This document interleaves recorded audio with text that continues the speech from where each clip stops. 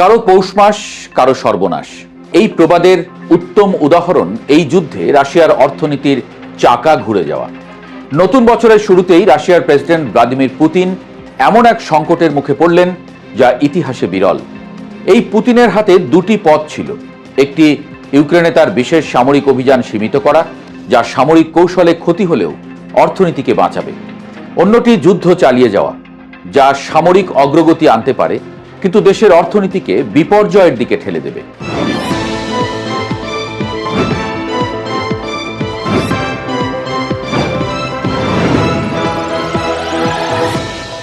কল্পনা করুন, একদিকে যুদ্ধের আগুন, অন্যদিকে অর্থনৈতিক চাপ আর ক্রেমলিনের ভবিষ্যৎ ঝুঁকির মধ্যে। এমন সংকটে যে কোনো সিদ্ধান্ত পুতিনের জন্য রাজনীতি এবং অর্থনীতির এক ঝুঁকিপূর্ণ লড়াই। কিন্তু হঠাৎ করেই এই সংকটের সমাধান খুঁজে দিলেন মার্কিন প্রেসিডেন্ট ডোনাল্ড ট্রাম্প। ইরানে যুক্তরাষ্ট্র এবং ইসরায়েলের হামলার ফলে তেলের দাম আকাশ ছোঁয়া হয়ে যায়। আর মনে রাখুন, তেল হলো রাশিয়ার অর্থনীতির সবচেয়ে বড় রক্তপ্রবাহ। ইউক্রেনের 4 বছরের যুদ্ধের ব্যয় ক্রেমলিনকে অর্থনৈতিকভাবে চাপের মধ্যে ফেলে রেখেছিল। হঠাৎ মধ্যপ্রাচ্যের সংঘাত রাশিয়াকে অপ্রত্যাশিত আর্থিক সঞ্জীবনী দেয়। গত সপ্তাহান্তে ইসরায়েল ইরানের তেল স্থাপনায় হামলা চালালো।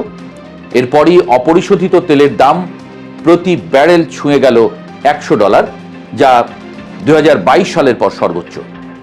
রাশিয়ার শীর্ষ কর্মকর্তাদের মনোবল তখন তলানিতে। বাজেটে তেলের মূল্য ধরা হয়েছিল $59। জানুয়ারিতে রাজস্ব নেমে গিয়েছিল 2020 সালের পর সর্বনিম্ন পর্যায়ে। কর আদায় ব্যর্থ, ঋণ ও শ্রমিক সংকট, অর্থনীতির চাপ যেন বিস্ফোরণের অপেক্ষায়। কিন্তু হঠাৎ তেলের উল্লম্ফন রাশিয়ার জন্য এক জীবন রক্ষাকারী সঞ্জীবনী। রাশিয়ার জ্বালানি এখন চড়া দামে বিক্রি হচ্ছে, কারণ এই মুহূর্তে ভারত, চীন এবং অন্যান্য প্রধান ক্রেতারা সরবরাহ নিশ্চিত করতে মরিয়া। ওয়াশিংটনও এটিকে অনুমোদন দিচ্ছে। মার্কিন ট্রেজারি ভারতকে 30 দিনের জন্য রাশিয়ার তেল কিনতে ছাড়পত্র দেয়। শুধু তাই নয়, একদিন পর মার্কিন অর্থমন্ত্রী জানান যুক্তরাষ্ট্র রাশিয়ার তেলের উপর থেকে নিষেধাজ্ঞা তুলে নিতে পারে। এই মুহূর্তে রাশিয়ার জন্য সবকিছু যেন উপযুক্ত।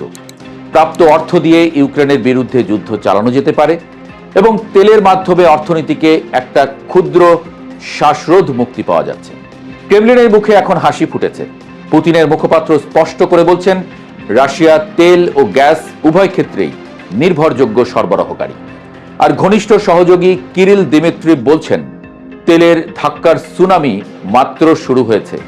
ইউরোপীয় দেশগুলোর রাশিয়ার তেল থেকে বিচ্ছিন্ন হওয়ার সিদ্ধান্ত এখন কৌশলগত ভুল প্রমাণিত হয়েছে।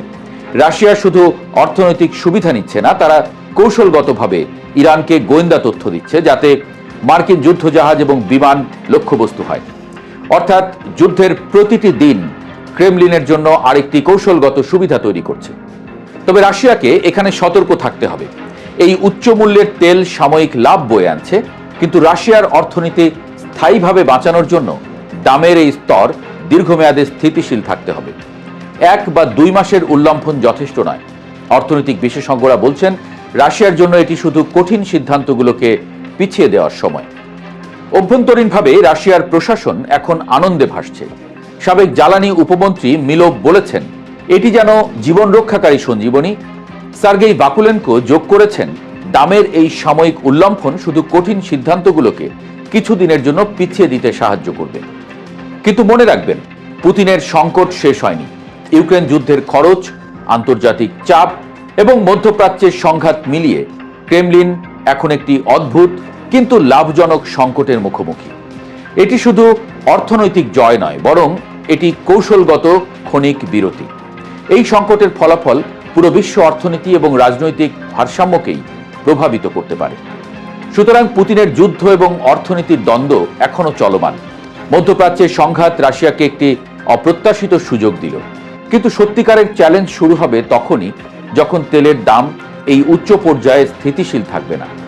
কারণ যুদ্ধ একসময় শেষ হয়ে আসবে। ইউক্রেন যুদ্ধ, তেল বাজারের নাটক এবং আন্তর্জাতিক কৌশল সবকিছুই এখনো রাশিয়ার উপরে চেপে বসে আছে, যা থেকে মুক্তির জন্য প্রয়োজন দীর্ঘমেয়াদী সমাধান।